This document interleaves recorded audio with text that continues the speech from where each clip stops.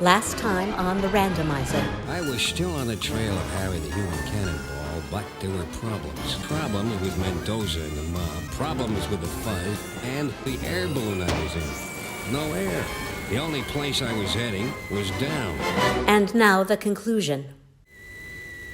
So there we go, we're all caught up with what happened last time. I think that's pretty self-explanatory. Welcome back to Dick Spanner and the... Case of the Human Cannonball. I'd forgotten what we were watching. That doesn't bode well, does it? Jumpin' Jehoshaphat. A miniature acetylene cutter. This is another rather lovely running joke that this show does, in addition to Dick's various catchphrases of it was another dumb move and, well, you can't win them all and all that.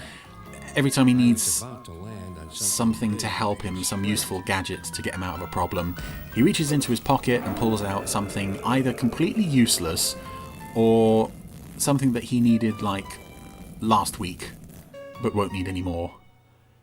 It's all rather sweet, and I do like, I think I said this last time, but I do really like Dick as a character. He looks totally bizarre, as indeed everything in this show does. Who keeps saying that? But he also looks very much the Philip Marlowe kind of stereotypical private detective that obviously this was aping the whole genre of Cage wouldn't know I wasn't holding a of those things. with a hair trigger. All right, open up or I start pumping lead. Sorry, I got distracted there because he's holding off a circus strongman with a slice of cake that he's pretending is a gun. That's all I needed. A punch-drunk drunk. He told me Harry the Human Cannonball. What's this guy got on the side of his head? Maybe across the board. Is that meant to be a cauliflower or is that his brain? Someone had swiped his tiger tail. That rang a bell. Oh no, I don't want to see this guy's I didn't tail mention going up and down. who Wanted might a start brain. swinging punches.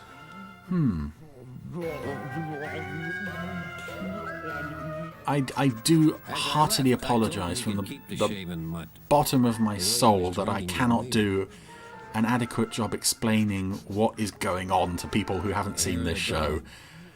Please go and buy the DVDs. It's the only way any of this is going to make any sense. And the big pair. No, I tell a lie. It's not going to make any sense. None of this makes any sense. I took the elevator to the 16th floor. My office was on the 10th. I figured it was time I started thinking on a different level. Again, there's another running joke of what floor his office is on. Oh, we're going up, we're going up, we're going up. I suppose also the 5-minute runtime of this thing and the fact that it's not building to any major continuing storyline probably explains the fact that nothing really actually happens. We are essentially, I think we're coming up on like the start of the 6th or 7th episode, and Dick has just gone back to his office to see if anything new has happened, because we've not really achieved anything. Dick is once again falling out of the sky. I suppose since it was designed in 5-minute installments to be shown one a week, this wouldn't necessarily be so much of a problem. Watching them in a compilation like this, it does kind of highlight the slight repetitiveness of the storytelling. But it's still very charming, because again, it kind of reinforces the idea that Dick is so useless he can't achieve anything. Well, I guess I've done a lot of falling over the years. I recall one time I fell for this tall chick from French... Whoa, was that a topless lady? Obviously made of plasticine. She was in a bathtub in the sky. I hit the roof. I've not been drinking, shut up! Some people got no class. You've got lots of class though, Dick. You are just wonderful. Oh, now there's a dinosaur on the loose. I don't think that's relevant to the story. That's just something else that's happening in the world of the big pair. Oh dear. It was that sneaky Flatfoot O'Grady. Yeah, O'Grady just had one of his eyes out on stalks, gazing right at Dick. That was quite unsettling. Flying an elevator without a license. Yeah, occasionally, very occasionally, the animation in this is a bit off-putting. I've always had a slightly a slight fear of bad claymation, dating back to to seeing the Reet Petite video when I was a child. I mean, that's so creepy. That video, even now. Usually, when claymation, this kind of animation, stop motion is done really well, you don't really think about it. It's like with the Super Mario Nation. Once you start watching it, your brain just immediately plugs into accepting what you're seeing. Same with most of the animation in this. And usually if it doesn't sort of grab you, the humour is enough to carry you through and make you keep watching. But just occasionally there are some slightly unsettling characters in this. But I do like Sheriff O'Grady, the fact that he's just this big bull of a man who never really says anything. And usually you can't see his eyes. I prefer it when we can't. Sorry, Dick just banged his head on a spinning fan. There was nothing I could do. What's happening? Oh! Oh, okay, it's a giant magnet pulling everybody up into the sky. Wind up the only P.I. in the city with magnetic nuts.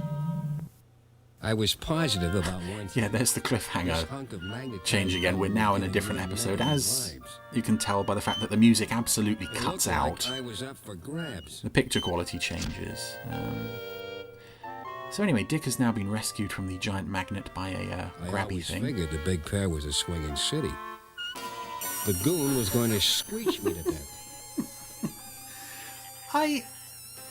This program is not helping me. I can't explain what's going on because But there was nothing I could do. everything that is going on makes no sense. And it's I was wonderful. coming apart at the wells. But I still don't know where Dick is meant to be at this point. I'd taken a flight from the stone room. It was some climb.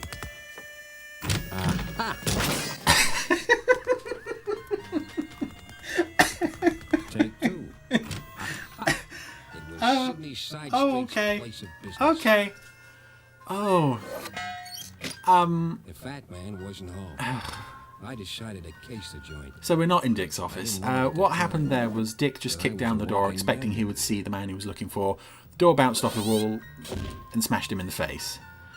It's so quick, but it's so... Exactly as I figured. It's so... And there aren't many moments in this program that can make me actually laugh out loud like that. And I remember this moment, but I thought it was in the next story, The Maltese Parrot. Oh, that was brilliant. So, But it, obviously, on the street. me describing it to you Time I got this feeling I was doesn't being make it attacked. work at all. You have to watch this thing, really. There was no one. Things were quiet. Too quiet. That's a gas pipe, honey. Shut up, Bird Brain, and pass me the blowtorch. That was the sound of a skyscraper taking off. This pounding the street Dick is now being trailed by a telephone booth. I have yet to see what any of this is leading up to. Oh, Dick is attracting things through magnetism. Drain covers. Keep the big pair clean, kill a tourist. Okay, The city was that's sleeping. refreshingly violent. I needed a drink. So we're back to the Crowbar, one of Dick's other favourite places. We're basically going from his office to the Crowbar to O'Grady's, occasionally to May I could East's. see it wasn't no high-flying citizen from Japan. That was a Mexican Another damn Mexican. flying through the air. Someone had sure hung one on. Oh, I guess I'll never learn. It was late, but still damn hot. What I needed was a long, cool beer. that was a cactus sneaking up on Dick to give him a hug, which ended up hugging himself when Dick moved out of the way. I'm killing these jokes by telling them to you. The joint was jumping. Made sense. It was full of Mexican has-beens. Good grief. I would say that this is kind of bordering on slightly offensive, were it not for the fact that that would involve taking any of it seriously, and we we can't bring sense into Dick Spanner. We can't take this remotely seriously.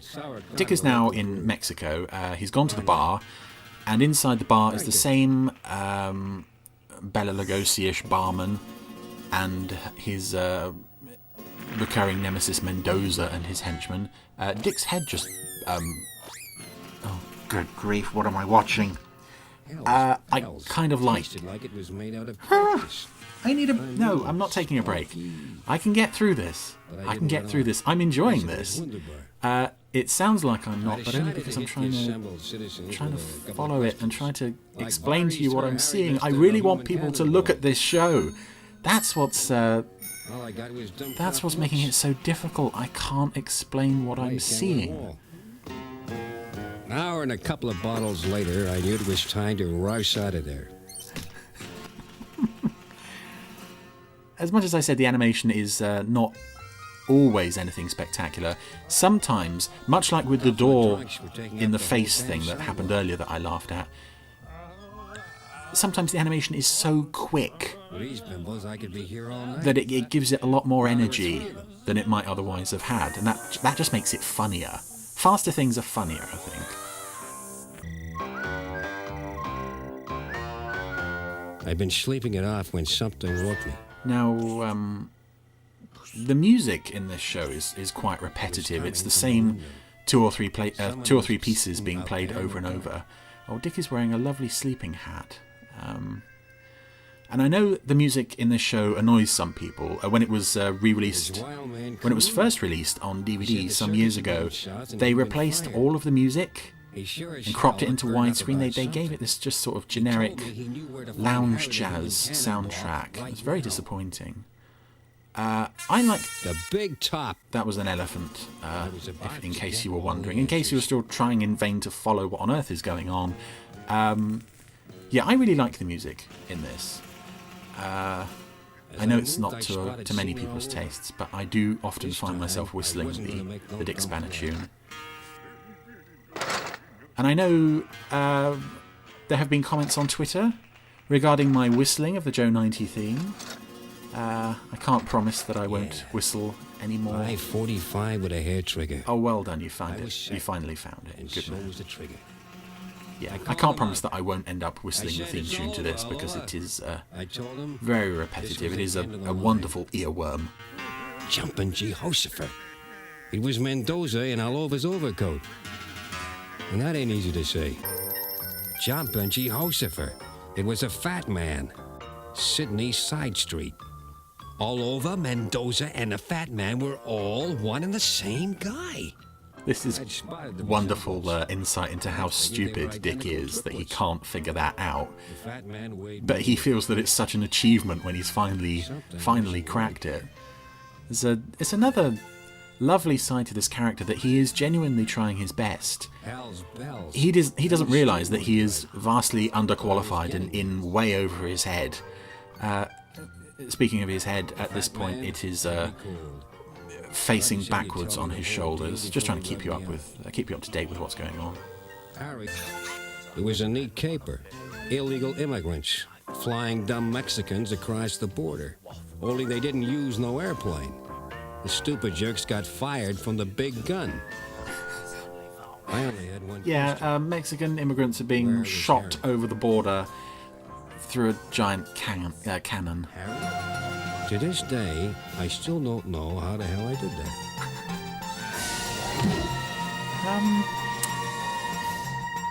Coming right up. Stop it! This is over the top. Every time I open my mouth to try to explain what I'm seeing, oh good grief, the cavalry is here. Could be. The tank is still firing. For takeoff. Aye, Captain. Your engines are ready, Captain. Why is there a obviously Scotty. Why is there an alien? And the circus tent is a flying saucer. I really can't add anything more to that, other than the fact that I think this might be, if not the whole thing, at least part of the flying saucer from Terrahawk's Cry UFO. It's very similar designed underneath, and the way it's flying along the... O'Grady is still firing his tank. Yeah, very similar model there. So I was flying home. O'Grady would clear up the mess, though he never did nail the Fatman. Now he was being taken. We've just decided we've reached the end of the story. Although I didn't know it, That's it. We're done for this week. Next case. So Dick has just crashed into the giant Marion Mollusk advertising billboard. He's back in the big pair, ready to face another case, but we may be some time off seeing Dick again. He has one more two-parter to get through. We don't know when that's going to show up, but I'm really glad this showed up so early on in the randomizer. Great fun.